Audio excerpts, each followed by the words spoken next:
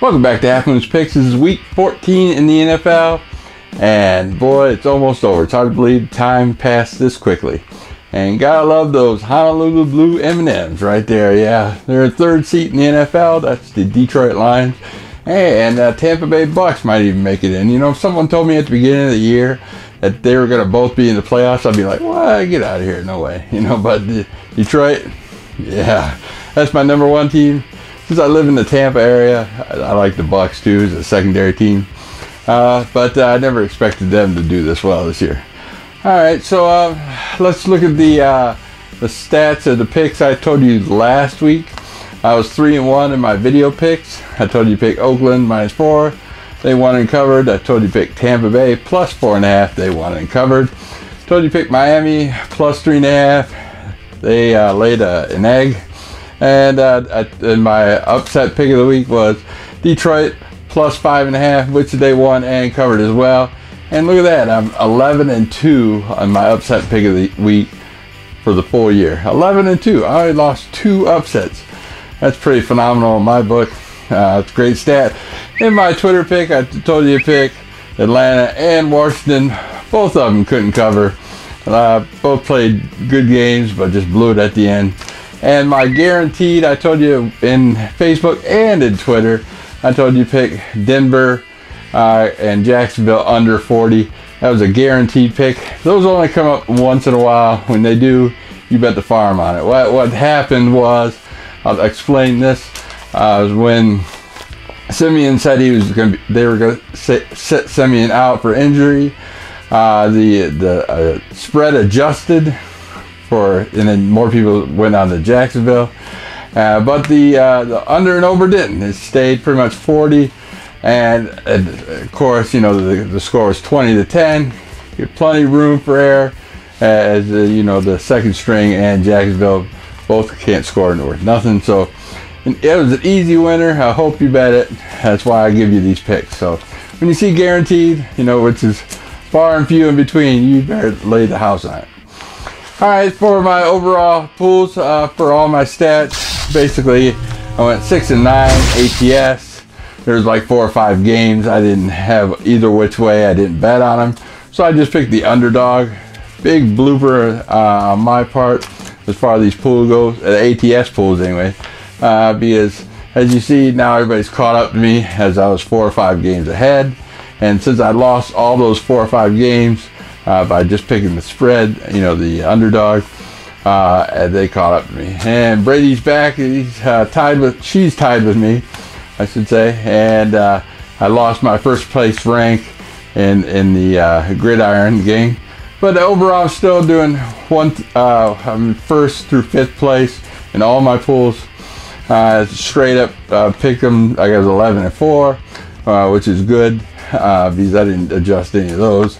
And I'm 51st in the Sports Fan Entertainment.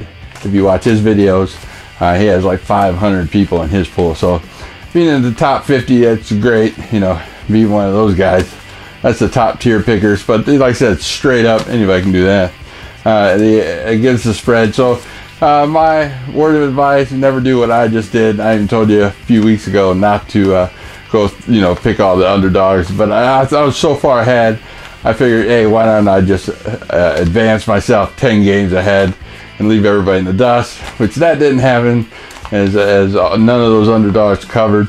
And of course I didn't bet on them. I gave you guys the good picks here, and the rest of them I just, why the heck not, you know. Played a little game and I lost.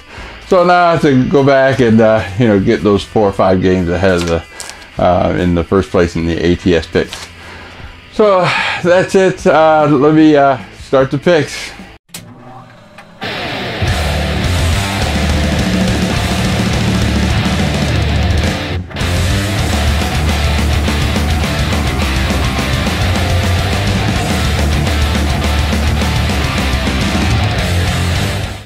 On my 4th pick of the week, we got Seattle traveling to Green Bay.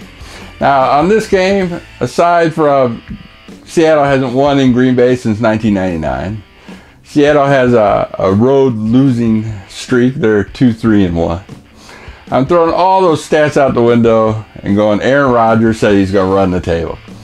You know, when they said relax, he's got it, and he got it. You know, I can't stand the guy. I'm a Detroit Lions fan. I vote against, you know, Green Bay every week because I can't stand them. But, you know, my wallet tells me different. Until, you know, someone puts him in his place, I'm still going to bet on the guy. Sorry. And can he run the table? Sure he can, you know. That's the only reason I'm taking this pick. Green Bay said they're going to run the table, and I hope they lose. I seriously do. But I'm putting my money down on Aaron Rodgers and the Packers +3. My third pick of the week, we got San Diego traveling to Carolina. San Diego is now a 1-point underdog. It was a 3-point underdog. Carolina laid that big goose egg on Sunday night against Seattle. What was it, 40-7 or something? The Carolina's whole locker room's in disarray. The coaches and players are fighting. It's ugly. I mean, Luke Kuechly's yelling at his defense for not doing. That defense is so depleted. And here we got, we got Rivers coming in, San Diego. He has a great arm, pretty good passing offense. Not too great in the defense, but, you know, it's far better than Carolina's defense. Like I said, this was a bigger spread a day or two ago. It's well adjusted, as in Carolina laid that big goose egg on Sunday night. But still, I think San Diego's the favorite in this game, so I'm taking San Diego +1. My second pick of the week, we got Minnesota traveling to Jacksonville. Jacksonville is a horrible team. You know, I picked up with the spread, even with, you know, Lynch in with Denver, second-rate quarterback. And, man, Bortles is pick-six machine. I tell you, he is horrible at home and on the road, no matter. Here we got Minnesota, one of the probably top 5 ranked defenses coming in there. I think they'll score less than 10 points. I say Minnesota, with their lackluster offense, still does the job. Their defense should score 1 or 2 touchdowns themselves. This spread started at, I think, 2.5. Now it's up to 3.5. So go ahead and take Minnesota -3.5. And my number 1 pick of the week, which is probably everybody's number 1 pick of the week, we got the Cincinnati Bengals traveling to the Cleveland Browns. This spread went way up. I think it started at 4, now it's at 5.5. Bet early. Right now it's off my betting chart because I think the Browns are going to announce RG3 to return for the Browns. Hopefully that'll knock the point spread down a little bit. Or not, but the last 2 meetings in Cleveland were from the Cincinnati Bengals was, I think it was, I want to say 37-3 and 30-3. I remember the Johnny Manziel, he was going to start his opening debut last year, and he got killed by the Bengals. And a lot of people were betting on, oh, go Johnny, man, oh, it was ugly. But anyway, Browns don't have a shot in heck, especially as well as Cincinnati played last week. The AJ Green's still out, but they still got a couple of great receivers, and their defense is starting to show signs of improvement. Even though, you know, RG3, you can only throw 30 yards or nothing. You know, that's it. So I'm taking Cincinnati Bengals -5.5. Last week's contest winner was how many yards could Russell Wilson throw? I predicted 249. It was actually 277. So our contest winner is Jermaine Burgess. I hope I pronounced that right. He got 1 yard off. He had 278 yards, total yards. And they did an excellent job. It seems like every time I lose these contests with you guys, everybody's like 1 yard or 1 point off. It's unbelievable. But this week, I got a little bit of a tougher challenge. We're going to predict the Seattle-Green Bay game. Who's going to win and what's the score? Whoever's the closest. Total combined points, like say if it's 30-20, you get 31-21.